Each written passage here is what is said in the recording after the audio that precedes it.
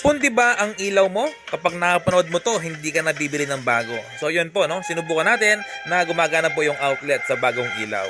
So ngayon, ayan po ang gagawin natin. Ayan po ay nasira na po, no? Dahil siguro sa katagalan na. So yun po, may konting liwanag. So ngayon, lilinisin lang natin, baka marumi lang yung kanyang terminal. So ang paglinis po dyan ay kuha tayo ng liyan, no? Try lang natin na linisin, baka sakaling gumana ulit. Kung minsan, lost connection nga yan, yung mga gamo-gamo ba yon, yung mga umapasok sa mga ceiling receptacle. Kung minsan inaagiw, hindi maiwasan yun, no? Pero ayan, so kita naman sa video na ito po'y kumislap, no? So ngayon, linisin natin gamit ang liya. So yan po, malinis na, no? So ngayon, subukan na natin. Ayun, ayaw pa rin. So ibig sabihin, talagang may problema na po. Okay, so kalasin natin yan. Tapos subukan ko ulit na okay po yung outlet natin. Ayan, gumagana po yung bagong ilaw. So ngayon, kapag napanood mo to, ay magagawa mo na ang mga bulb na pundi sa inyong bahay. So yun po, no? Gamit ng kamay, kikinalas ko po yan. So hindi naman na babasagin yan, no? Plastic po yung housing yan. So kung pagmamasdan po ninyo, ay may kulay itim po. Ayan, no? Nakita ko agad. So kulay itim po ang may pundi, no? Dahil series connection po yan. Kapag sinabing series connection, kapag may isang ilaw na napundi, hindi na po lahat yan gagana. Ayan. So, igaganyan po yung mga series connection, no?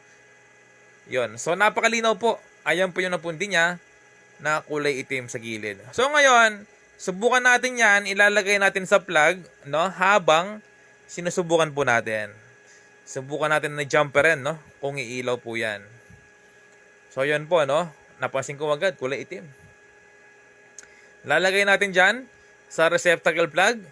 At tapos, kuha tayo ng maliit na wire pang jumper.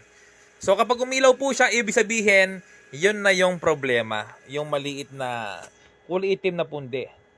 Dahil nga po series connection yan. Ganyan po talaga yung mga ilaw, no?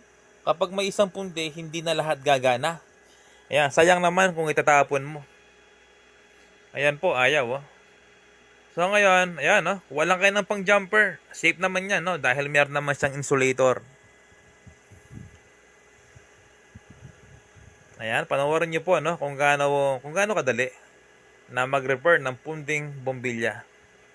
Kasi kung bibili ka ng bombilya, 150 pesos, 100. Sayang na, no? 2 kilong bigas na yon. Yon, so bali ang ginagawa ko po ay jumper, no? Yung kulay itim na yan, i-jumper ko lang. Yun, no? Ayan, mga repairman, umilaw na, no? Napakaliwanag. So, ibig sabihin, yun nga po yun, no? Tama yung hinala natin. Yun nang may problema. Isa pa.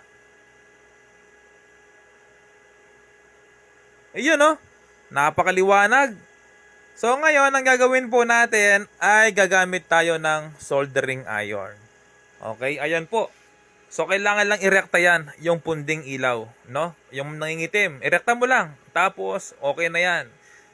Sa pagbalik naman ng ilaw na plastic na yan, yung cover niya, kahit wag mo nang dikitin, no? Hindi naman niya mahuhulog kasi fit na fit. Ayan, no? Subukan na natin. Ayan, no? Napakaliwanag po, para kang bumiling bago. Safe naman pong gayahin yan, no? Dahil series connection. Kapag may isang napundi ulit, hindi na po ulit gagana yan. So kapag ganon, kapag isa napundi, dalawa, wag mo nang ayusin. No, so ibig sabihin, kailangan mo nang bumili ng bago kapag marami nang napundi. Ayan, no? Okay na.